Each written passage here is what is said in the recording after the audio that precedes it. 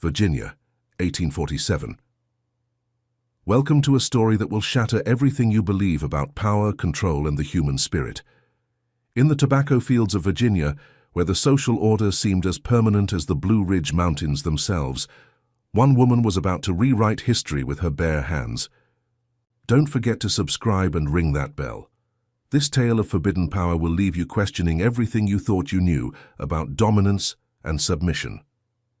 The morning mist clung to the James River like secrets to a guilty conscience when Anabel first set foot in the Lambert mansion as its new mistress. The year was 1847, and the tobacco plantations of Virginia had never witnessed such an audacious spectacle. "Lord have mercy," whispered Martha, the head cook, as she watched through the kitchen window. "That woman done married Master Lambert, and now she walking through that front door like she owned the place." Anabel moved with the fluid grace of someone who had learned to navigate the world with calculated precision. At 28, she possessed a beauty that was both striking and dangerous. High cheekbones that caught the morning light, eyes the color of rich Virginia soil, and a bearing that suggested she had never truly been broken, despite 20 years in bondage. The mansion itself seemed to hold its breath. Built in 1798 by Lambert's grandfather, the three-story Georgian structure had housed 4 generations of tobacco wealth. Its walls had witnessed countless acts of cruelty, but never anything quite like this.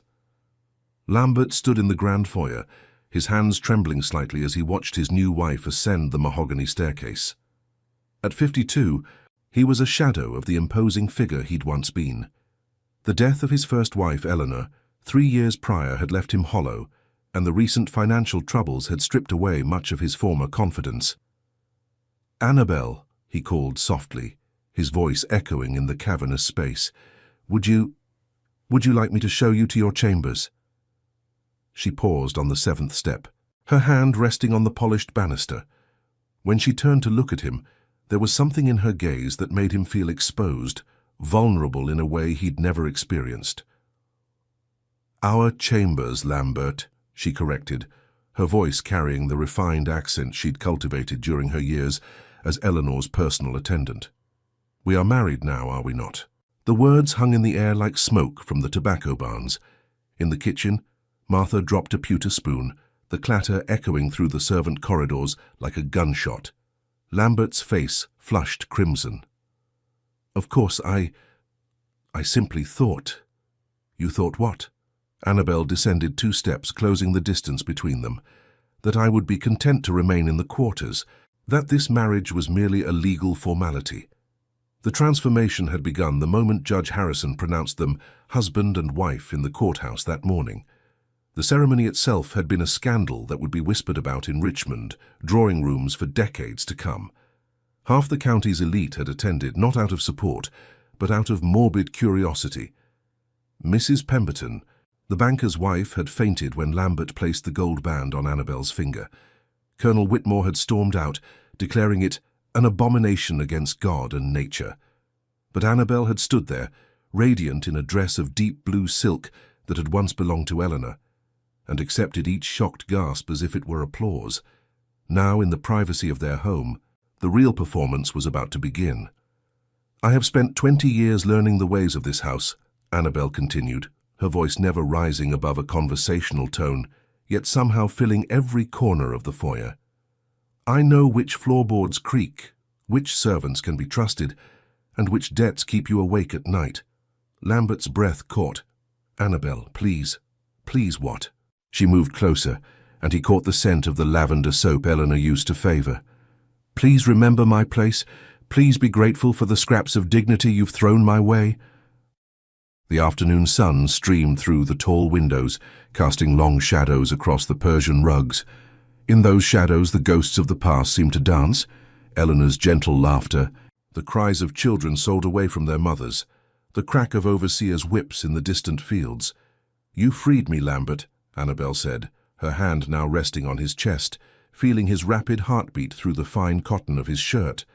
"But freedom is not something that can be given. It must be taken." That evening, as the household settled into an uneasy quiet, Anabel made her first move. She appeared in the dining room wearing one of Eleanor's evening gowns, altered to fit her fuller figure.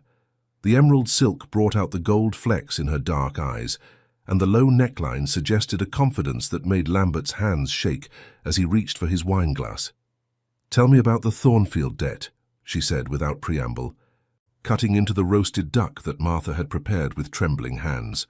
Lambert nearly choked on his wine. "How do you—" "That's not something that concerns you. Everything that concerns this household concerns me now." She set down her fork and fixed him with a stare that seemed to see straight through him. "I know about the mortgage payments you've missed. I know about the creditors who come calling when you think the servants aren't listening. I know about the nights you sit in your study, staring at those ledgers until dawn." The candles flickered in their silver holders, casting dancing shadows on the oil portraits of Lambert ancestors that lined the walls.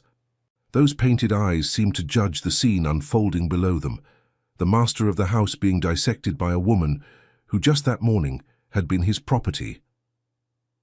"How?" Lambert whispered. Anabel smiled, and there was something almost predatory in the expression. "Did you think I spent all those years in Eleanor's shadow without learning anything? I read every letter, every document that passed through this house. I listened to every conversation you thought was private. Knowledge, Lambert, is the only currency that truly matters." She rose from her chair and moved around the table with the fluid grace of a cat stalking its prey. Lambert remained frozen as she approached, his breath coming in short, shallow gasps. "You're afraid," she observed, her voice soft but penetrating. "Not of me exactly, but of what I represent.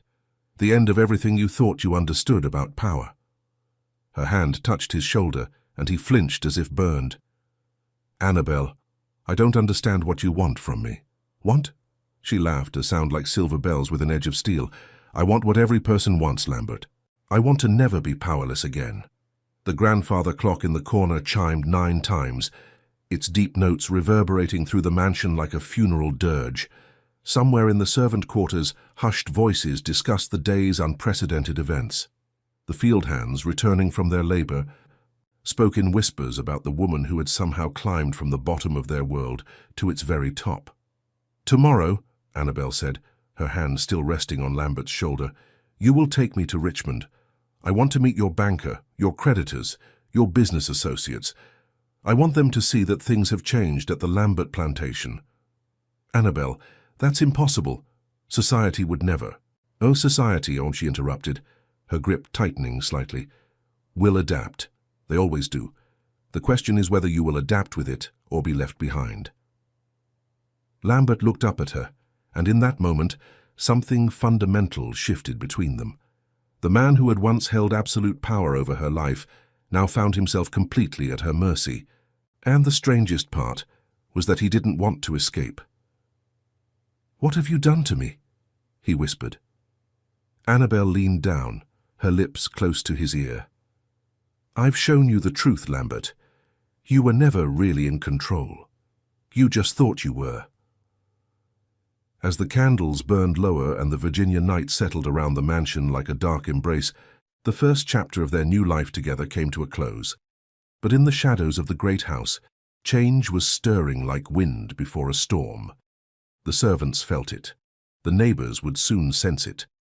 And Lambert, sitting alone in his study long after Anabel had retired to their chambers, knew with absolute certainty that his life would never be the same. The audacious slave had become the master, and the master had discovered that surrender could be its own form of power. 3 weeks after the wedding, the transformation of the Lambert household had begun in earnest. Though few outside its walls yet understood the magnitude of what was occurring, Anabel stood in the morning room, reviewing the household accounts with a precision that would have impressed the most meticulous Richmond banker. The ledgers, once Lambert's private domain, now lay open before her like conquered territory. "Martha," she called, her voice carrying the authority of someone born to command. "Please ask Mr. Lambert to join me here." The cook appeared in the doorway, her weathered face a mask of confusion and barely concealed awe. In all her 30 years of service to the Lambert family, she had never seen such a reversal of fortune. "Yes, ma'am," Martha replied, the title coming naturally despite the circumstances. There was something about Anabel that demanded respect, something that transcended the artificial boundaries of race and former status. When Lambert entered the room, Anabel noticed immediately how his posture had changed. The proud bearing of a Virginia gentleman had given way to something more tentative, more deferential. He moved like a man walking on uncertain ground. "You wanted to see me?" he asked, his voice carrying a note of anxiety that hadn't been there a month ago. "Sit," Anabel commanded softly, gesturing to the chair across from her. It was the same tone she might have used with a well-trained dog, gentle but absolutely firm. Lambert sat without question, and Anabel felt a thrill of satisfaction at his immediate compliance.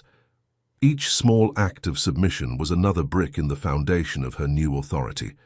"I've been reviewing our financial situation," she began, her finger tracing down a column of figures. "The Thornfield debt is more serious than you led me to believe."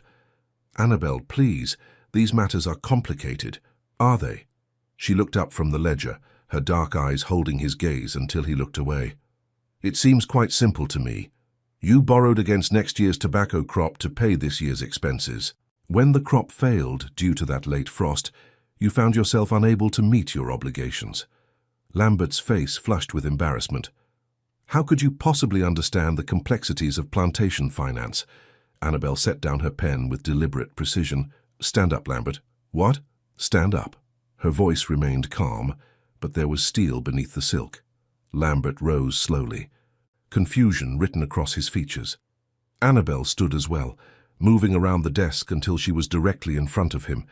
Even though he was taller, something about her presence made him feel diminished. "For 20 years, she said, her voice barely above a whisper, "I watched you make decisions. I listened to your conversations with overseers, with creditors, with other planters. I learned your business because my survival depended on understanding the forces that controlled my life." She reached out and straightened his cravat, the intimate gesture somehow more unsettling than any harsh word.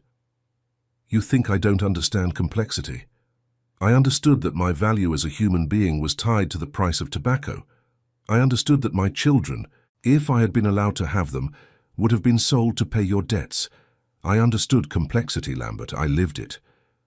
Lambert's breathing had become shallow, and Anabel could see the pulse beating rapidly in his throat. I didn't mean to suggest." "Didn't you?" Her hands moved to his shoulders, and she could feel the tension in his muscles. "You still see me as that frightened girl who used to press your shirts and arrange Eleanor's hair, but that girl is gone, Lambert. She died the day you put this ring on my finger." The morning sun streamed through the tall windows, illuminating the dust motes that danced in the air between them. Outside, the sounds of plantation life continued, the distant voices of field hands, the creak of wagon wheels, the lowing of cattle. But inside this room a different kind of revolution was taking place. "I want you to go to Richmond today," Anabel continued, her hands still resting on his shoulders. "You will meet with Mr. Thornfield and renegotiate the terms of our debt. Anabel, he'll never agree to—" "He will." Her grip tightened slightly. "Because you're going to offer him something he wants more than money." Lambert's eyes widened. "What could we possibly offer that?" "Information." Anabel smiled, and Lambert felt a chill run down his spine. "I know about his wife's indiscretions. I know about his son's gambling debts in Charleston. I know about the slave woman he keeps in that house on Broad Street.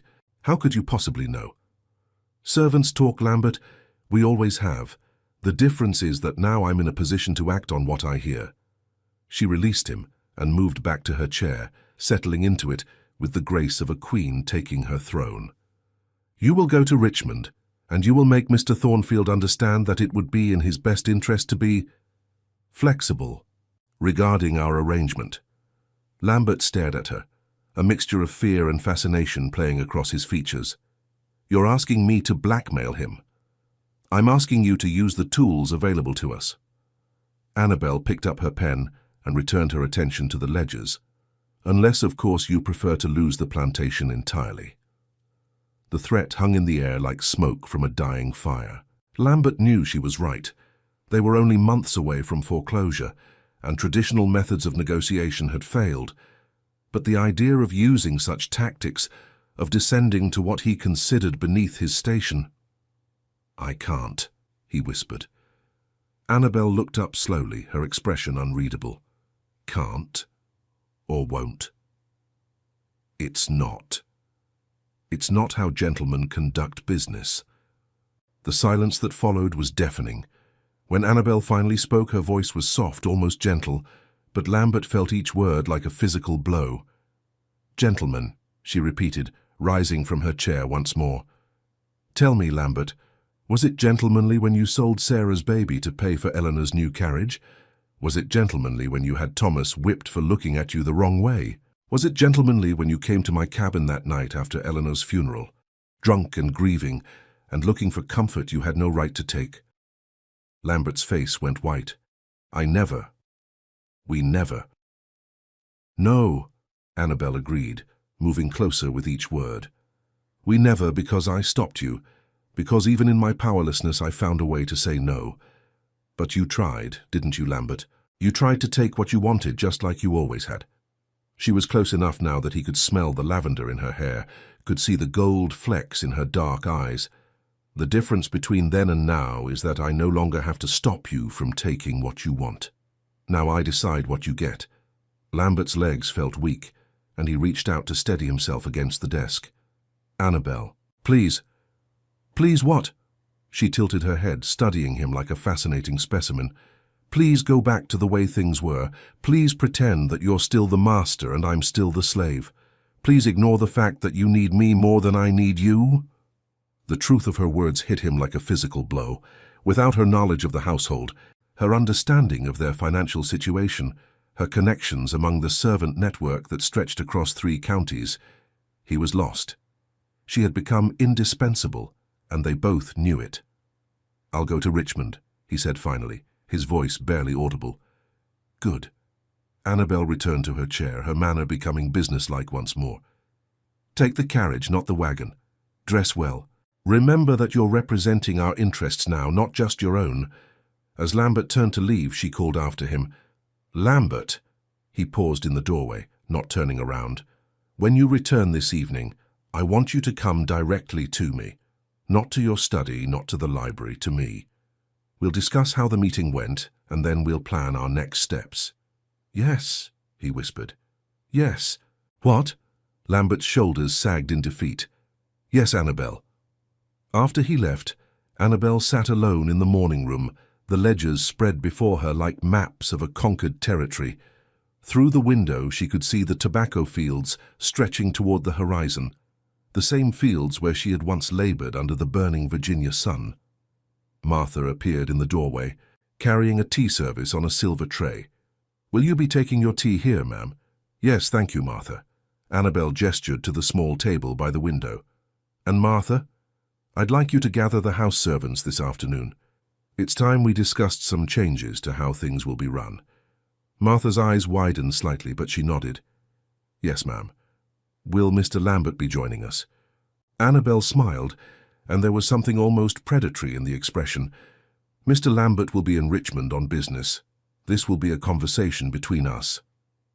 As Martha left to prepare for the meeting, Anabel turned her attention back to the ledgers. Each column of figures told a story of power and dependency, of debts and obligations that bound people together in ways both visible and invisible. She had spent 20 years learning to read between the lines of such stories. Now, finally, she was in a position to write her own. The afternoon meeting with the house servants was unlike anything the Lambert mansion had ever witnessed. Anabel sat in Eleanor's former chair in the main parlor, while Martha, James the butler, Sarah the laundry woman, and young Peter the stable boy arranged themselves in a semicircle before her. "I want to be clear about something," Anabel began, her voice carrying easily through the high-ceilinged room. "The fact that I am now mistress of this house does not mean that I have forgotten where I came from. I know each of your stories because they were my story too." Sarah shifted uncomfortably in her chair. "Ma'am, we don't rightly know how to treat me," Anabel finished. "That's understandable. The situation is unprecedented. But I want you to know that while things will change in this house, they will change for the better." She rose and moved to the window, looking out at the fields where other servants were still laboring in the afternoon heat. I cannot free you all, not yet. The legal complications would be overwhelming, and frankly, we cannot afford the financial loss. But I can ensure that your lives here become more bearable." James, who had served the Lambert family for 40 years, cleared his throat nervously. "What kind of changes, Ma'am?" "Better food, better quarters, no more arbitrary punishments, and most importantly, no more separations of families." Anabel turned back to face them, and they could see the steel in her gaze. "I know that some of you have children or spouses on other plantations. We will work to bring them here, or to arrange for regular visits." The silence that followed was profound. These were promises that no white mistress had ever made, concessions that challenged the very foundation of the plantation system. "In return," Anabel continued, "I need your absolute loyalty, not to the Lambert name, not to the plantation, but to me personally. There will be times when I ask you to do things that may seem strange, times when you may not understand my methods, but I need to know that you trust me." Martha was the first to speak.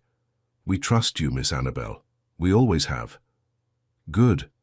Anabel smiled, and for the first time since the wedding, it was a genuine expression of warmth. "Because what we're building here is more than just a household. We're creating something new, something that has never existed before, and we're going to do it together." As the servants filed out, each carrying with them a sense of possibility they had never dared to imagine, Anabel remained by the window. The sun was beginning to set, painting the sky in shades of gold and crimson that reminded her of the tobacco leaves in autumn. Lambert would return soon, and she would learn whether her first test of his obedience had been successful. But regardless of the outcome, she knew that the foundation of her new life was already being laid. The audacious slave was becoming something far more dangerous than anyone had imagined. She was becoming a woman who understood that true power came not from force, but from the willing surrender of those who chose to follow her. And Lambert, whether he realized it or not, had already made his choice. The carriage wheels crunched on the gravel drive as Lambert returned from Richmond, just as the last light of day faded behind the Blue Ridge Mountains. Anabel watched from the upstairs window of their bedroom, noting the slump of his shoulders, the way he seemed to hesitate before stepping down from the carriage. She had spent the afternoon preparing for this moment, choosing her dress with the same care a general might select his weapons. The deep burgundy silk had been Eleanor's favorite for entertaining, but on Anabel's figure it suggested something far more commanding than mere social grace. When Lambert entered their bedroom 20 minutes later, he found her seated at Eleanor's vanity, brushing her long dark hair with slow, deliberate strokes. The mirror reflected her face, and Lambert could see that she was watching him even as she appeared focused on her grooming. "How did your meeting with Mr. Thornfield proceed?" she asked without turning around. Lambert loosened his cravat with trembling fingers. "It was successful. He's agreed to extend the payment terms for another 6 months. And the interest rate? Reduced by half." Anabel set down the brush and turned to face him. "Excellent. I assume he was quite reasonable once you explained our position." Lambert's face flushed crimson. "Anabel, what you asked me to do, it wasn't right. Threatening a man with his private affairs wasn't right." Anabel rose from the vanity stool, her movement fluid and predatory. "Tell me, Lambert, what part wasn't right? The part where we secured our financial future? The part where we prevented the foreclosure of this plantation? Or the part where you finally learned to use the same tactics that have been used against people like me for centuries?" She moved closer, and Lambert found himself backing toward the wall. "You think there's honor in poverty, nobility in losing everything because you're too proud to fight with the weapons available to you. It's not how gentlemen—" "Gentlemen," Anabel's voice cracked like a whip. "You keep using that word as if it means something, as if there's some sacred code that makes your suffering more noble than mine." Lambert's back hit the wall, and he realized with a start that he was trapped. Not physically.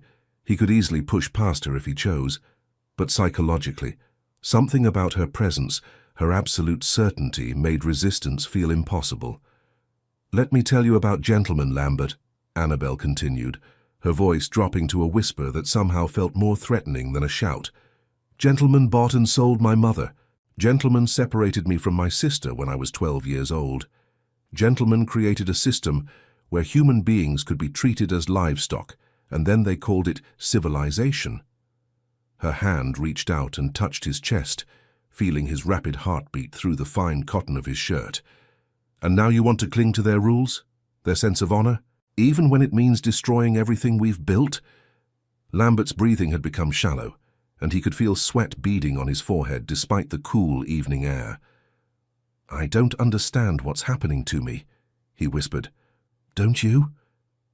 Anabel's hand moved up to his throat, her fingers tracing the line of his pulse. "You're learning what it feels like to surrender control, to trust someone else to make the decisions that matter, to stop carrying the weight of responsibility for everything and everyone." Her touch was gentle, almost tender, but Lambert felt as if he were drowning in it. This isn't natural. A wife shouldn't. Shouldn't what? Shouldn't be stronger than her husband. Shouldn't understand business better than he does. Shouldn't take charge when he's proven incapable of handling the situation himself. Lambert tried to speak, but no words came. The truth of her statements was undeniable, and the relief he felt at having someone else take control was both terrifying and intoxicating. "Look at me, Lambert," Anabel commanded softly. He raised his eyes to meet hers, and what he saw there took his breath away. There was no cruelty in her gaze, no desire to humiliate or punish. Instead, there was something that looked almost like compassion, mixed with an absolute certainty of her own power. "You've been carrying this burden alone for 3 years," she said, her voice gentle now. "Ever since Eleanor died, you've been trying to hold everything together, and you've been failing. The debts, the plantation, the servants, it's all been too much for you." Lambert felt tears prick at his eyes. "I've tried on me. I know you have. But trying isn't enough anymore. You need help, and I'm offering it. But not as your equal, Lambert. Not as your partner, as your superior." The words should have been insulting, should have triggered his masculine pride and sent him storming from the room. Instead, Lambert felt something inside him crack open, like a dam that had been holding back a flood. "I can't," he whispered. "Can't what?" "Can't let you. I'm supposed to be the man, the head of the household. It's not right for me to—" "To what?" Anabel's hand moved to cup his face, her thumb brushing away a tear he hadn't realized had fallen. "To admit that you need me. To acknowledge that I'm better suited to lead than you are. To stop pretending that your pride is more important than our survival." Lambert closed his eyes, leaning into her touch despite himself. "What do you want from me?" "I want your submission, Lambert. Complete and absolute. I want you to stop fighting me and start trusting me. I want you to kneel." The word hung in the air between them like a challenge. Lambert's eyes flew open and he stared at her in shock. "Kneel? Kneel." Anabel's voice was calm, matter-of-fact, as if she were asking him to pass the salt at dinner. "Show me that you understand who's really in charge here." Lambert's mind reeled. The very idea was preposterous, unthinkable. A Virginia gentleman did not kneel before anyone, least of all a woman who had once been his property. But even as his rational mind rejected the notion, his body was already responding. His knees felt weak, his breathing shallow. The weight of responsibility, of constant failure, of trying to maintain a facade of control when everything was falling apart, it was crushing him. "I can't," he whispered again, but his voice lacked conviction. "You can," Anabel replied, her hand still cradling his face. "You can let go, Lambert. You can stop pretending to be something you're not. You can give me the control you've already lost." Lambert's legs began to tremble. The rational part of his mind screamed in protest, but it was being drowned out by something deeper, something that craved the relief of surrender. "What will you do?" he asked, his voice barely audible. If I do what you're asking?" "I'll take care of everything," Anabel promised. "The plantation, the debts, the servants, the social obligations, all of it. You won't have to make another difficult decision. You won't have to carry the weight of failure anymore. You'll be free." The word free hit Lambert like a physical blow. Freedom, the very thing he had denied to others for so long, was being offered to him by the woman he had once owned. Slowly, as if in a dream, Lambert's knees began to bend. Anabel stepped back slightly, giving him space, her dark eyes never leaving his face. The descent seemed to take forever, each inch a surrender of everything he had been taught to believe about himself, about his place in the world. When his knees finally touched the Persian rug, Lambert felt something break inside him, not painfully, but like the snapping of chains he hadn't realized he was wearing. The relief was overwhelming, and he found himself gasping for breath as if he had been holding it for years. Anabel looked down at him, and her expression was one of triumph mixed with something that might have been tenderness. "There," she said softly. "Doesn't that feel better?" Lambert couldn't speak. He could only kneel there, staring up at the woman who had somehow become his salvation and his master in the same moment. "From now on," Anabel continued, her voice taking on the tone of someone issuing instructions, "you will come to me before making any decisions regarding the plantation. You will not speak to creditors, neighbors, or business associates without my approval. You will present yourself to me each morning and evening for instructions." Lambert nodded, the movement feeling natural despite its implications. "And Lambert," Anabel reached down and tilted his chin up, forcing him to meet her gaze, "you will never again question my methods or my authority. Do you understand?" "Yes," he whispered. "Yes, what?" Lambert's throat felt dry, but he forced the words out. "Yes, Anabel." She smiled then, and it was like the sun breaking through storm clouds. "Good. Now stand up and prepare for bed. Tomorrow, we have work to do." As Lambert rose on unsteady legs, he caught sight of himself in the vanity mirror.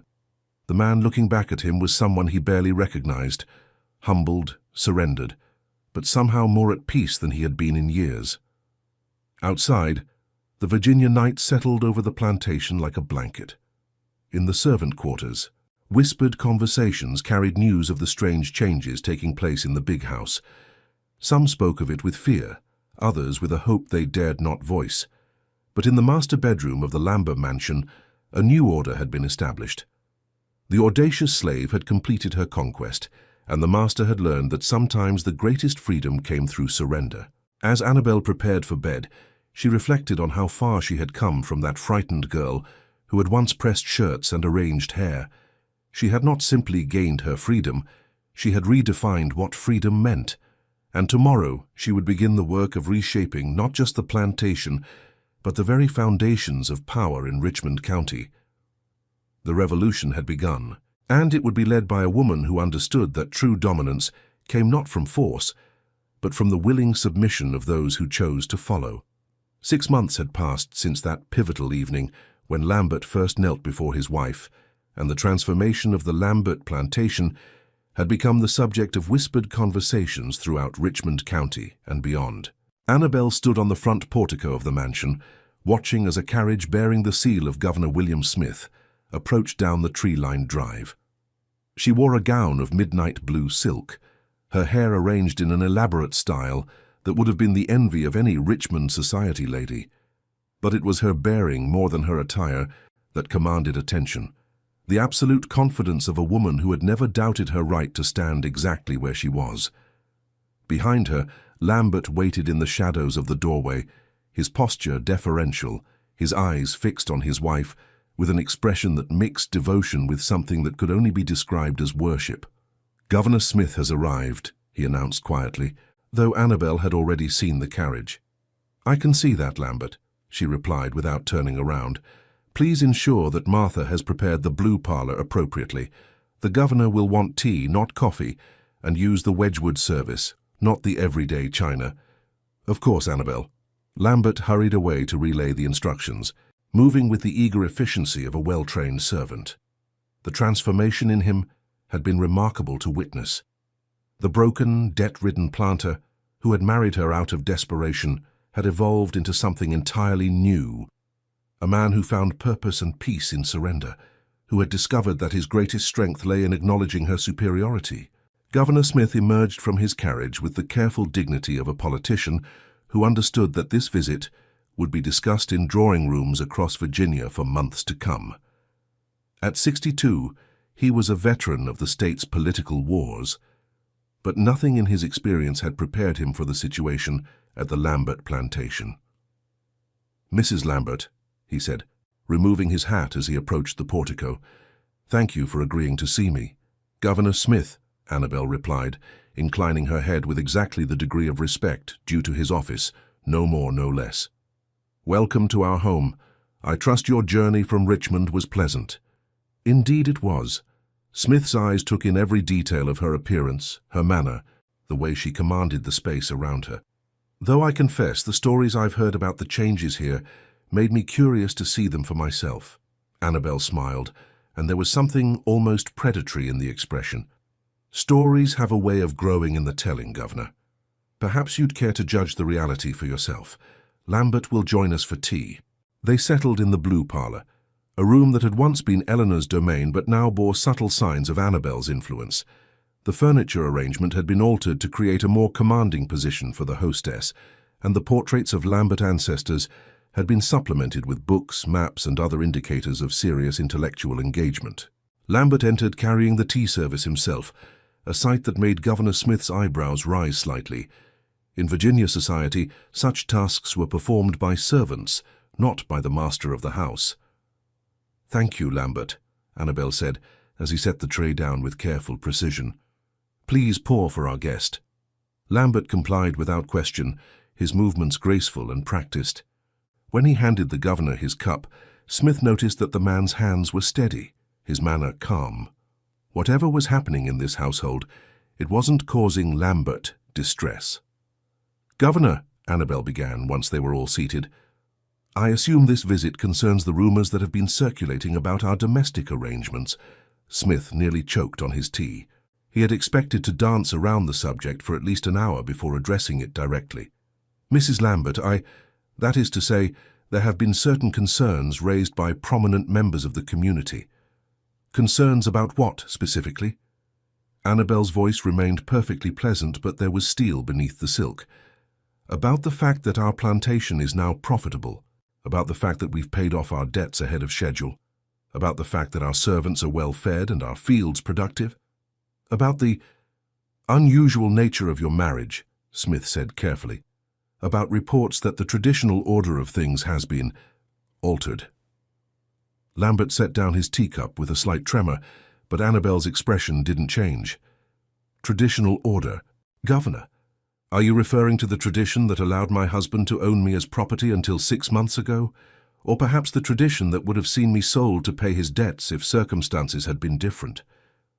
The directness of her response left Smith momentarily speechless. In his world, such matters were discussed in euphemisms and careful circumlocutions, not with the brutal honesty Anabel employed. "Mrs. Lambert," he began again, "surely you understand that society has certain expectations." "Society's expectations," Anabel interrupted, "are what created the situation that brought us to this point. Society expected Lambert to manage his affairs competently, and he failed. Society expected me to remain silent and grateful for whatever scraps of dignity I was thrown, and I refused." She rose from her chair and moved to the window, her silhouette framed against the afternoon light. "Tell me, Governor, what exactly are you here to accomplish? Are you planning to dissolve our marriage, arrest me for the crime of being more capable than my husband, force us to conform to standards that have already proven inadequate?" Smith glanced at Lambert, expecting to see some sign of resentment or embarrassment at his wife's words. Instead, he saw something that shocked him to his core. Lambert was looking at Anabel with undisguised admiration, as if her defiance of the governor was exactly what he had hoped to see. "The concerns," Smith said slowly, "center around reports that you have assumed certain responsibilities traditionally held by the male head of household." "I have assumed the responsibilities that needed to be assumed," Anabel replied, turning back to face him. "Lambert was drowning in debt and poor decisions. I threw him a lifeline. The fact that this required me to take charge of our affairs seems less important than the fact that it worked. But the reports suggest that your husband has become subordinate to you in ways that are unprecedented." Lambert spoke for the first time since serving the tea. "Governor, may I ask you a question?" Smith nodded, curious to hear what the man would say. "Do you believe that a person should be judged by their results or by their adherence to convention?" Well, results are certainly important, but then judge us by our results," Lambert continued, his voice growing stronger. 6 months ago, this plantation was on the verge of bankruptcy. Our servants were underfed, our fields were poorly managed, and I was drinking myself into an early grave. Today we are profitable, our people are cared for, and I am healthier and happier than I have been in years." He looked at Anabel with an expression of pure devotion. "If that required me to acknowledge that my wife is better suited to leadership than I am, then I consider it a small price to pay for salvation." Governor Smith stared at Lambert as if seeing him for the first time. "You're saying that you willingly, that you chose to?" "I chose to surrender control to someone more capable of wielding it," Lambert said simply. "And in doing so, I found a freedom I never knew existed." Anabel returned to her chair, her movements fluid and confident. "Governor, I understand that our arrangement challenges certain assumptions about the natural order of things, but I would suggest that the natural order is whatever works best for the people involved." She leaned forward slightly, her dark eyes holding Smith's gaze. "You're a politician, Governor. You understand power, how it's gained, how it's maintained, how it's transferred. What you're witnessing here is simply a more honest acknowledgement of where power actually resides." "And where is that, Mrs. Lambert?" Anabel smiled, and Smith felt a chill run down his spine. "Power resides with whoever is willing to take responsibility for the consequences of wielding it. Lambert tried to carry that burden alone, and failed. I was willing to take it from him, and I have succeeded." The silence that followed was profound. Outside, the sounds of plantation life continued, the distant voices of field hands, the lowing of cattle, the creak of wagon wheels. But inside the blue parlor, 3 people sat in the presence of something unprecedented in Virginia society. "What do you want from me?" Smith asked finally. "Nothing," Anabel replied. "I want nothing from you, Governor, except to be left alone to continue building what we've started here. We pay our taxes, we obey the law, we contribute to the prosperity of the county. What happens within the walls of our home is our business." Smith set down his teacup and studied both of them carefully.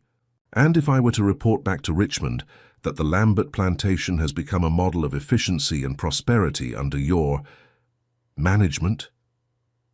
"Then you would be telling the truth," Anabel said. "And the truth, Governor, has a way of spreading regardless of whether people want to hear it." As Governor Smith prepared to leave an hour later, he found himself profoundly unsettled by what he had witnessed. The woman who had once been property had become the most formidable person he had encountered in years of politics, and her husband's willing submission to her authority challenged everything he thought he understood about marriage, power, and the natural order of society. "Mrs. Lambert," he said as they stood on the portico, "I suspect that what you've created here will not remain a secret for long." "I'm counting on it," Anabel replied. "Change, Governor, begins with a single example. Others will see what we've accomplished and begin to question their own assumptions about what's possible." As the governor's carriage disappeared down the drive, Lambert joined his wife on the portico. "Do you think he'll cause trouble for us?" Anabel considered the question carefully. "He might try, but he's also a practical man, and practical men eventually recognize success when they see it. Besides," she added with a smile that held more than a hint of danger, "I know things about Governor Smith's business dealings that would make Mr. Thornfield's indiscretions seem like Sunday school gossip." Lambert laughed, a sound of pure delight. "You're magnificent," he said, and there was no irony in his voice, only genuine admiration. "I'm necessary," Anabel corrected, "but thank you for the compliment." That evening, as they prepared for bed, Lambert performed the ritual that had become central to their relationship. He knelt before his wife, not in humiliation but in acknowledgement of the power dynamic that had saved them both. "What are your instructions for tomorrow?" he asked, his voice calm and expectant. Anabel looked down at him, this man who had once owned her and now belonged to her, in ways that transcended any legal document. "Tomorrow we begin planning the expansion of our operations. I want to purchase the Morrison property when it comes up for auction next month." "The Morrison property?" Lambert's eyes widened. "Anabel, that would make us one of the largest landowners in the county." "Exactly." She reached down and touched his face gently. "We're not just rebuilding the Lambert plantation, my dear husband. We're creating an empire. And empires, by their very nature, change the world around them." As Lambert rose and prepared for bed, Anabel stood at the window looking out over the fields that now belonged to her in every way that mattered. In the distance, she could see the lights of other plantations, other great houses, where the old order still held sway. But change was coming. She could feel it in the air like the approach of a storm. The audacious slave who had married her master and made him kneel was becoming something far more significant. She was becoming a symbol of what was possible when power was claimed rather than granted. The servants spoke of her in whispers that carried across county lines.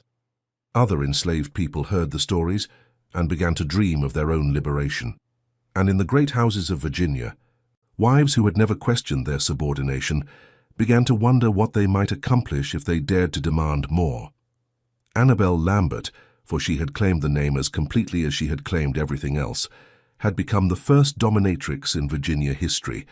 But more than that, she had become proof that the foundations of society were far less solid than anyone had imagined. The revolution she had started in a single bedroom was spreading, one whispered conversation at a time, and at its center stood a woman who had learned that the greatest power came not from force, but from the willing surrender of those who recognized true strength when they encountered it. As the Virginia night settled over the plantation, Anabel smiled to herself. Tomorrow would bring new challenges, new opportunities to expand her influence and reshape the world around her. But tonight, she was content to savor her victory, the complete and total transformation of a system that had once sought to destroy her into an instrument of her own will.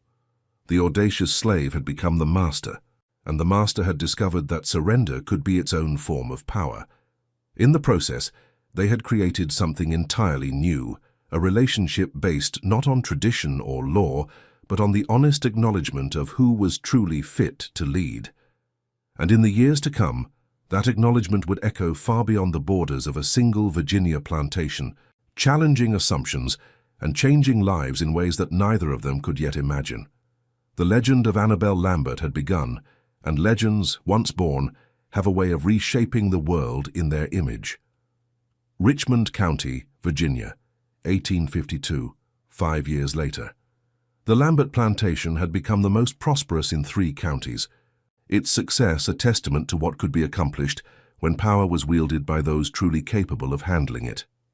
Anabel Lambert stood in her study, the room that had once been Lambert's private domain, reviewing correspondence from as far away as Charleston and New Orleans. Letters arrived weekly from women who had heard whispers of the Virginia plantation, where the natural order had been quietly revolutionized. Some sought advice, others simply wanted confirmation that such a thing was possible. Anabel answered them all carefully, knowing that each response was another seed planted in soil that was slowly becoming fertile for change. Lambert entered the study carrying a tea service, his movements as graceful and practiced as they had been 5 years earlier. At 57, he looked younger than he had on their wedding day, the stress lines around his eyes replaced by an expression of contentment that spoke to the peace he had found in surrender. "The Morrison expansion is complete," he reported as he set down the tray. "The new fields are already showing promising growth, and the additional quarters for the workers are finished." "Excellent," Anabel replied, not looking up from her correspondence. "And the school?" "Martha has begun teaching the children their letters just as you instructed. Some of the neighboring planters have expressed concern about educating slaves, but none have dared to interfere directly." Anabel smiled at that. The neighboring planters had learned over the past 5 years that interfering with the Lambert plantation was a dangerous proposition. Too many of them owed her money or relied on her business connections, or simply feared what she might reveal about their own affairs if pressed. "Governor Smith sends his regards." Lambert continued, producing a letter from his pocket. "He's invited us to the Christmas reception at the governor's mansion." "How thoughtful of him," Anabel murmured, finally looking up from her papers. "I assume this invitation extends to both of us." "It does, though I suspect the other guests will find our presence educational." Lambert's use of the word educational made Anabel laugh, a rich, genuine sound that filled the study. Over the years, they had attended numerous social functions together, and each one had served as a demonstration of their unusual dynamic. Watching Lambert defer to his wife's judgment, seeing him seek her approval before speaking on important matters, observing the way he looked at her with undisguised admiration, it had a profound effect on other couples. Some were scandalized, others were intrigued, and a few, Anabel had noticed, began to experiment with their own power dynamics behind closed doors. "There's something else," Lambert said, his tone becoming more serious. "I received a visit from young Thomas Morrison this morning. He's heard about our arrangement, and he's asking for advice." Anabel set down her pen and gave Lambert her full attention. Thomas Morrison was the son of their former neighbor, a young man who had inherited a failing plantation and a wife who was reportedly far more intelligent than he was. "What kind of advice?" "He wants to know how to give his wife more authority without losing face in the community." This was not the first such inquiry they had received. Over the past 2 years, a small but growing number of couples had approached them seeking guidance on how to restructure their marriages along more practical lines. Anabel had developed a careful system for evaluating such requests, determining which couples were genuinely suited for such an arrangement and which were simply curious. "Bring him to dinner next week," she decided, "along with his wife. I want to observe them together before offering any counsel." "Of course." Lambert made a note in the small journal he carried for such purposes. "Shall I invite anyone else?" "The Whitfields, I think. Margaret Whitfield has been asking pointed questions about our household management, and I suspect she's ready to take a more active role in her own marriage." As Lambert left to send the invitations, Anabel returned to her correspondence. Among the letters was one that had arrived that morning from a woman in New Orleans, describing her own attempts to gain more control over her husband's business affairs. The woman wrote with a mixture of hope and desperation that Anabel recognized from her own past. She picked up her pen and began to write, "My dear Mrs. Beauregard, your letter moved me deeply, as it reminded me of my own struggles to find my place in a world that seemed determined to limit my possibilities. You ask for advice on how to convince your husband to allow you greater involvement in his business affairs. I would suggest that you begin not by asking for permission, but by demonstrating competence. Study his ledgers when he is away. Learn the names of his business associates and their particular interests. Understand the challenges he faces better than he understands them himself. Then, when the moment is right, offer solutions rather than requests. Remember that power is not something that can be given. It must be taken. But it must be taken with wisdom, patience, and absolute certainty in your own capabilities. I look forward to hearing of your progress. With sincere regards, Mrs. A. Lambert." As she sealed the letter, Anabel reflected on how far she had come from that frightened young woman who had once pressed shirts and arranged hair. The transformation had been complete, but it had also been carefully planned and executed. Every step had been calculated, every move designed to build upon the last. The sound of carriage wheels on gravel drew her attention to the window. A familiar coach was approaching, one that belonged to Mrs. Catherine Pemberton, the banker's wife who had fainted at Anabel's wedding 5 years earlier. Anabel smiled to herself. Mrs. Pemberton's visits had become more frequent over the past year, and their conversations had grown increasingly frank. The woman was clearly struggling with her own marriage to a man who treated her as little more than an ornament, and she had begun to ask pointed questions about how one might go about changing such a dynamic. Lambert appeared in the doorway. "Mrs. Pemberton has arrived for her appointment. Show her to the morning room," Anabel instructed. "And Lambert, I'll be taking tea with her privately. Please ensure we're not disturbed." "Of course, Anabel." As Lambert left to greet their guest, Anabel gathered the letters she had been writing and locked them in her desk drawer. The network of women she had been cultivating was growing steadily, but it required careful management. Too much too fast would attract unwanted attention from those who had a vested interest in maintaining the status quo. Mrs. Pemberton was waiting in the morning room, her posture rigid with the kind of nervous energy that Anabel had learned to recognize in women who were contemplating fundamental changes to their lives. "Catherine," Anabel said warmly as she entered the room, "how lovely to see you again. You look well." "Thank you for seeing me on such short notice," Mrs. Pemberton replied, her voice carrying a tremor of anxiety. "I hope I'm not imposing." Not at all. Anabel settled into her chair with the fluid grace that had become her trademark. I assume this concerns the conversation we began last week about your husband's business practices. Catherine Pemberton nodded, her hands twisting in her lap. Anabel, I've been thinking about what you said, about demonstrating competence rather than asking for permission, but I'm not sure I have the courage to. Courage, Anabel interrupted gently, is not the absence of fear, Catherine. It's the decision to act despite the fear. Tell me, what have you discovered about your husband's affairs? Mrs. Pemberton's eyes widened slightly. How did you know I had been investigating? Because you're here, Anabel replied with a knowing smile. Women don't seek advice about changing their circumstances unless they've already begun to understand what those circumstances actually are.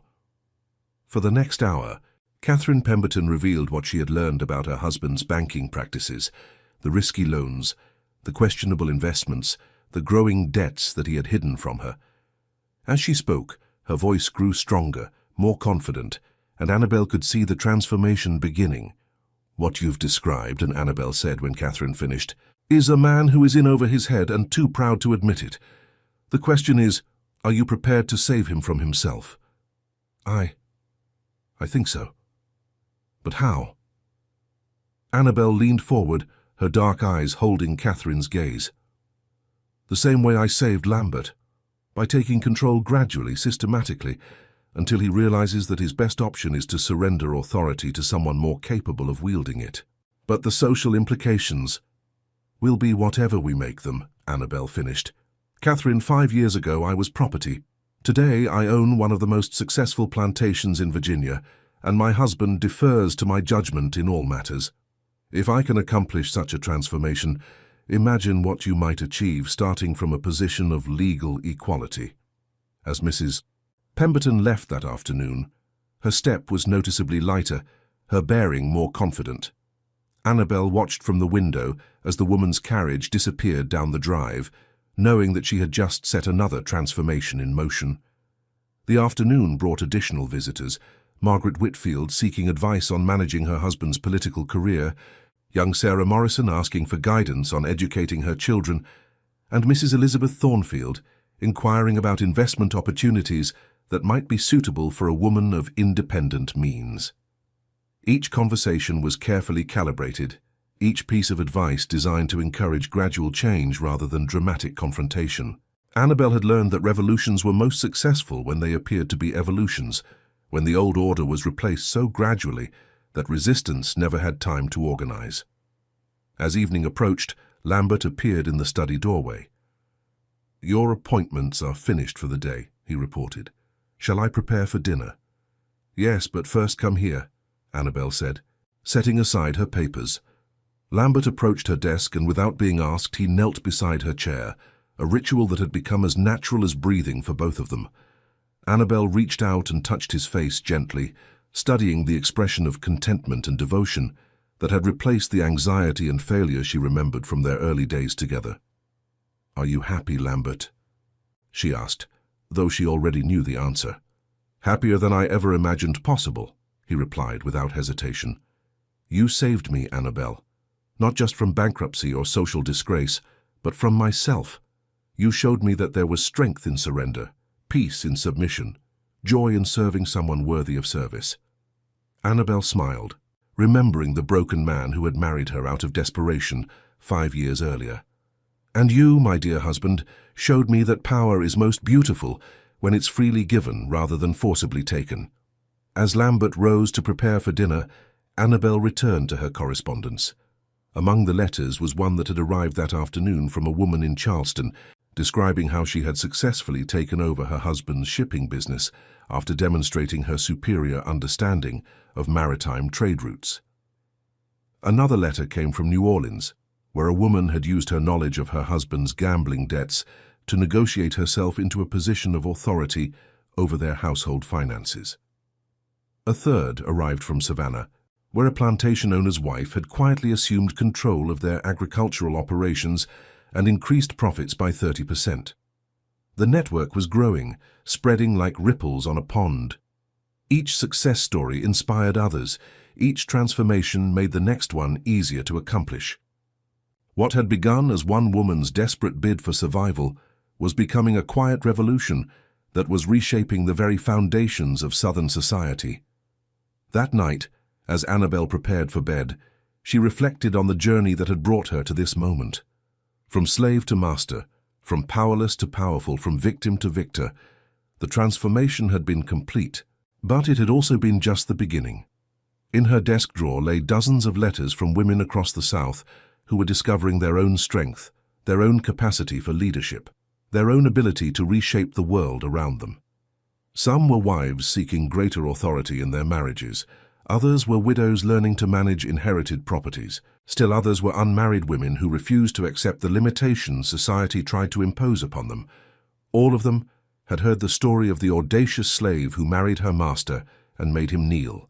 All of them had seen proof that the impossible could become inevitable with enough courage, intelligence, and determination.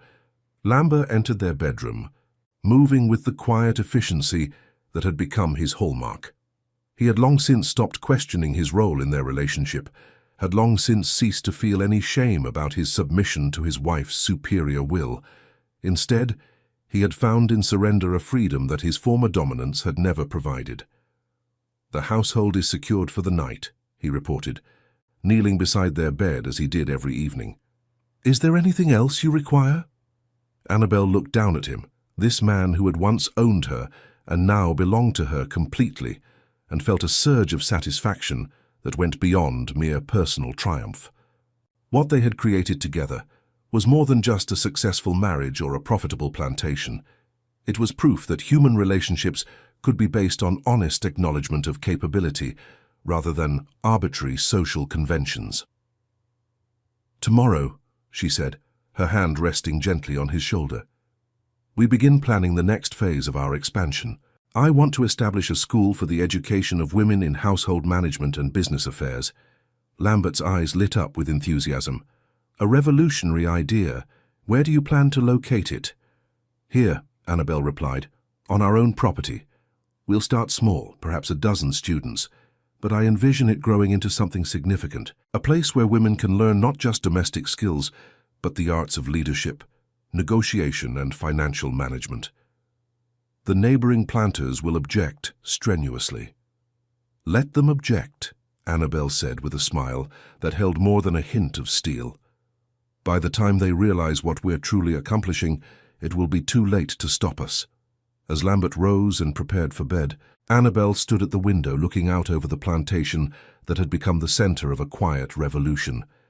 In the distance, she could see the lights of other great houses, other bastions of the old order that would soon face challenges they could not imagine.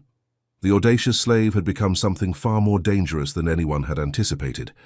She had become a teacher, a mentor, a symbol of what was possible when power was claimed by those truly capable of wielding it. And in the years to come, the women who learned from her example would carry that knowledge into every corner of Southern society, transforming marriages, businesses, and communities in ways that would reshape the very foundations of American life. The legend of Anabel Lambert would live on, not just as a story of personal triumph, but as proof that revolutions could be won not through violence or confrontation, but through the patient, systematic demonstration of superior capability. She had shown the world that the greatest power came not from force, but from the willing surrender of those who recognized true strength when they encountered it. And that lesson, once learned, would echo through generations, changing lives and reshaping society one relationship at a time. The first dominatrix in Virginia history had become something even more significant. She had become the architect of a new world, built on the foundation of honest acknowledgement of who was truly fit to lead. And as the Virginia night settled over the plantation, Anabel Lambert smiled to herself, knowing that tomorrow would bring new opportunities to expand her influence and reshape the world in her image. The revolution was far from over. In many ways, it was just beginning. If this story of power, transformation, and the courage to rewrite the rules of society moved you, don't forget to subscribe to the channel and hit that notification bell. Share this tale with others who need to hear that change is always possible no matter how impossible it might seem. What did you think of Anabel's journey from slavery to mastery? Let us know in the comments below and tell us what other untold stories of courage and transformation you'd like to hear next. Remember, sometimes the greatest revolutions begin with a single person brave enough to say no more to the way things have always been. Until next time, keep questioning, keep growing, and keep believing in the power of human transformation.